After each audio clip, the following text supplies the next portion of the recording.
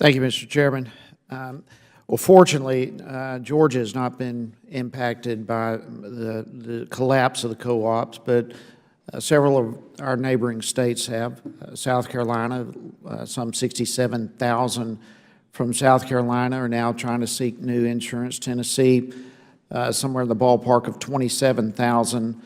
And as I understand it, predictions are close to 750,000 have already lost their health insurance with little to no notice that this was coming. And I'm troubled, as you just shared, we've got at least 7 more that are in danger. I'm troubled with the reality that this same fate is probably going to continue to many more Americans who likewise are probably not going to be notified. And here we're dealing with people who were forced to get insurance and to go this route, and now all of a sudden it's evaporating, and they have no notice whatsoever. They find themselves scrambling around trying to find insurance. And let me just ask you personally, in light of all of this, if you were one of these people, would you want to know? Would you want to be notified that your insurance was about to be taken away? So a couple of things. One is we certainly share your concerns about these small businesses, and that's why we're doing the aggressive work that we are on the oversight side. What I would say is what we are trying to do on the oversight side is a tool that is used by departments of insurance all the time to identify correctable problems, and we believe that they are. Again, we get additional data and make different decisions as the years go by. Our primary goal is to make sure that consumers can have continuous coverage, which is why at the end of the last year we did. Well, my question was, would you want to be notified if you were about?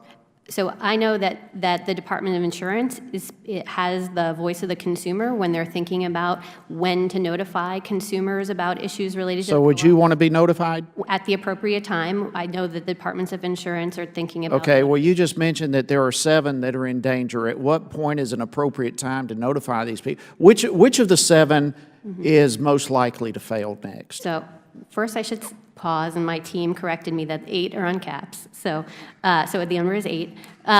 So the appropriate time is when the Department of Insurance that regulates this process of communication tells us that that's the right time. Again, we're the loan holders here. State departments of insurance are the primary regulators, and so they sort of govern this space about notification. We don't want to have consumer. All right, well, apparently the insurance side is not getting the job done either, because we've got 750,000 Americans who, with little to no notice whatsoever, lost this. And you are jumping all over the place when it comes to facing any responsibility that Americans ought to be notified with this.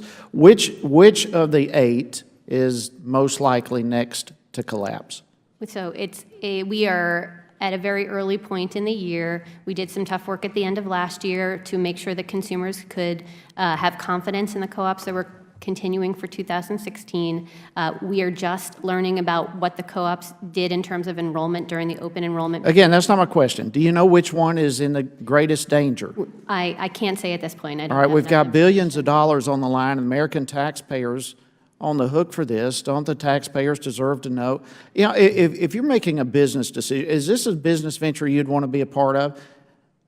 I know we've got, from info that I've got, we've got one of the co-ops now projecting a 78 million loss as opposed to what was supposed to be a 4 million gain.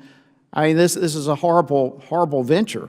How many of the remaining co-ops are actually profitable? 3? Is that what we're looking at?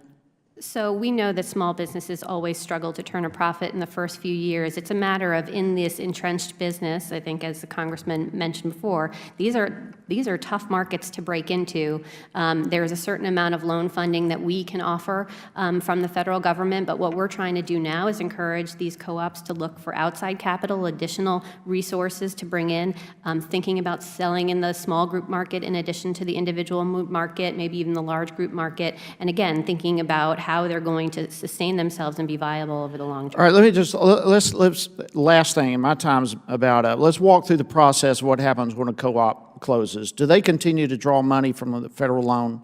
So when the co-op closes, it's a decision between CMS and the Department of Insurance. When that wind down starts, that doesn't mean the co-op is closed. So we started wind down processes in the September, October timeframe, but consumers were able to continue coverage until the end of that year. So they continue drawing federal loan money? So the loan money had already been awarded. There's no new dollars that go out the door. All of that loan money. So even when they close, loan money continues going out the door? So no, when they close their doors, there's no additional loan money, so, because that was already awarded to them. There's obligations of money that they need, that they're on a payment cycle, if you will, but that money had already been awarded.